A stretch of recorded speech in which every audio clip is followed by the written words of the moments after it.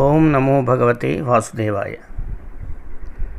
భగవద్భక్తులైన శ్రోతలకు నా హృదయపూర్వక నమస్కారములు. మనం ప్రతిరోజు పూజా సమయంలో సర్వేశ్వరుని అనుగ్రహం కొరకు మహాశక్తివంతమైన విష్ణు సహస్రనామ స్తోత్రమును భక్తితో పఠిస్తుంటాం. అందువలన తప్పకుండా మన ఈతి బాధలు తొలగుతాయి. అయితే విష్ణు సహస్రనామ స్తోత్రంలోని విష్ణు నామములకు అర్థం తెలిసి పఠిస్తే దాని ఫలితము ఎన్నో రెట్లు అధికంగా ఉంటుందని పెద్దలు చెప్తారు. ఈరోజు విష్ణు సహస్రనామ స్తోత్రంలోని 61వ శ్లోకం నుండి 65వ శ్లోకం వరకు గల 5 శ్లోకాలకు అర్థం తెలుసుకుందాం. 61వ శ్లోకం. సుధన్వా ఖండపరశుర్ దారుణో ద్రవిణప్రదః దివ స్పృక్ సర్వదృగ్వ్యాసో వాచస్పతి రయోనిజః. ఇందులో సుధన్వా శారంగమును మహిమాన్వితమైన విల్లును ధరించియుండువాడును. ఖండపరశు ధర్మపరులను హింసించు వారిని నరకుటకుగాను గొడ్డలిని ధరించిన పరశురాముడును. దారుణ అధర్మపరుల పట్ల నిర్దాక్షిణ్యముతో వ్యవహరించువాడు. ద్రవిణప్రద భక్తులకు జ్ఞానధనమును ప్రసాదించువాడు.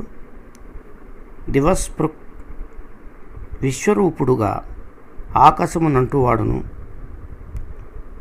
సర్వదృగ్వ్యాస అవసరమును బట్టి ధర్మ ప్రబోధమునకు గాను సర్వజ్ఞులైన జ్ఞానమూర్తులను అప్పుడప్పుడు ప్రపంచమునకు పంపుచుండువాడును.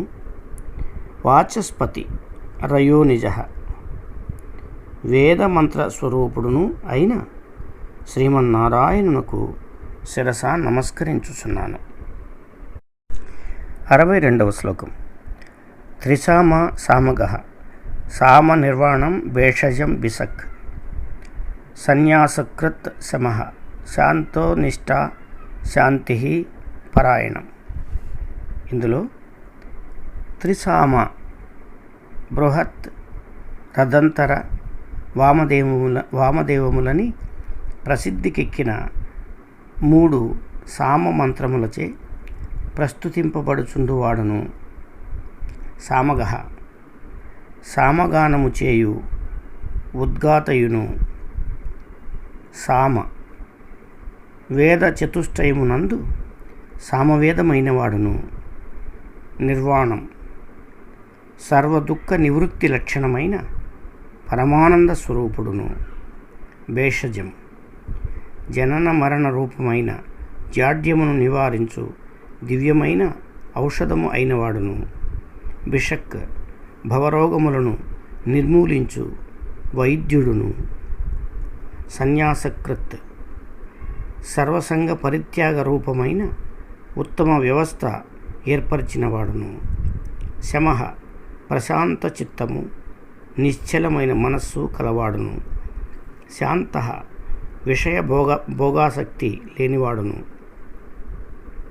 శాంతః విషయ భోగాసక్తి లేనివాడును. నిష్ఠ సర్వజీవులకు అంతిమ నివాస స్థానము అయినవాడును. శాంతి అవిద్యా నిర్మూలనము ద్వారా పొందదగు ఉత్తమ స్థితియును. పరాయణం పునర్జన్మ లేని స్థానము అయినవాడును. అగు శ్రీమన్నారాయణునకు శిరస నమస్కరించుచున్నాను. 63వ శ్లోకం.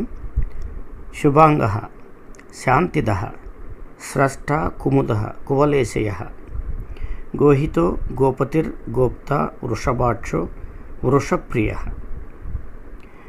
ఇందులో శుభాంగః ధర్మస్వరూపుడు కావున మనోహరమైన మూర్తి కలవాడును. శాంతిదః రాగద్వేషాదుల నుండి విముక్తి కలిగించి శాంతిని ప్రసాదించువాడు. స్రష్ట సృష్టి ఆరంభమున సర్వభూతములను తన నుండి సృజించినవాడును. కుముద తనదైన విచిత్ర సృష్టిని చూసి ఆనందించుచుండువాడును. కుముద తనదైన విచిత్ర సృష్టిని చూసి ఆనందించుచుండువాడును.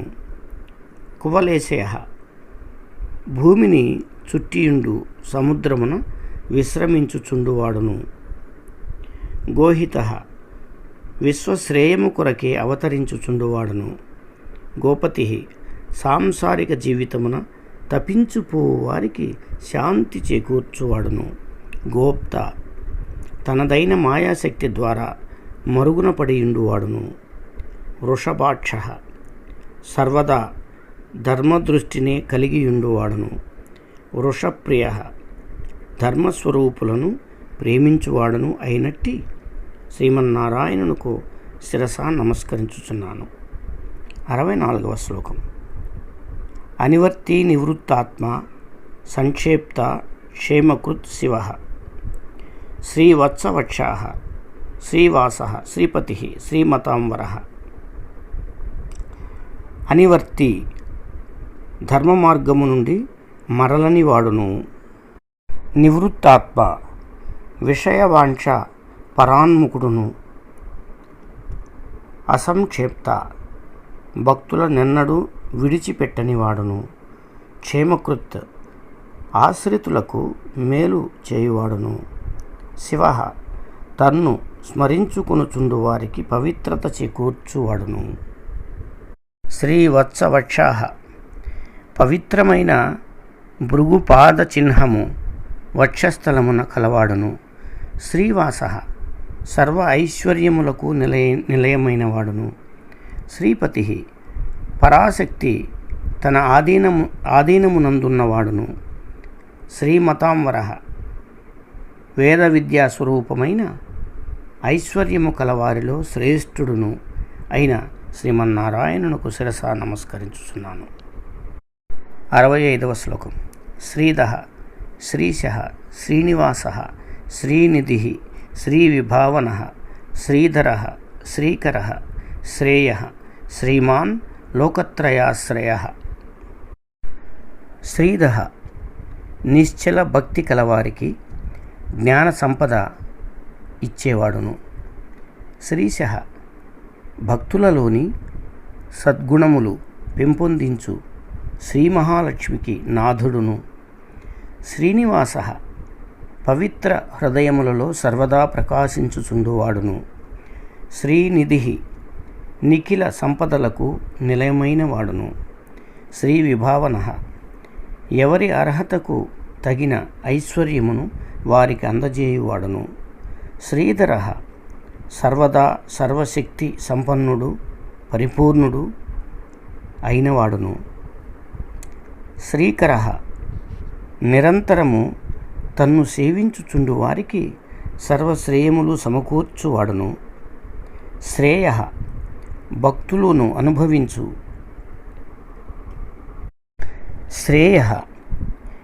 భక్తులు అనుభవించు పరమానంద రూపముగు మోక్షమైన వాడును.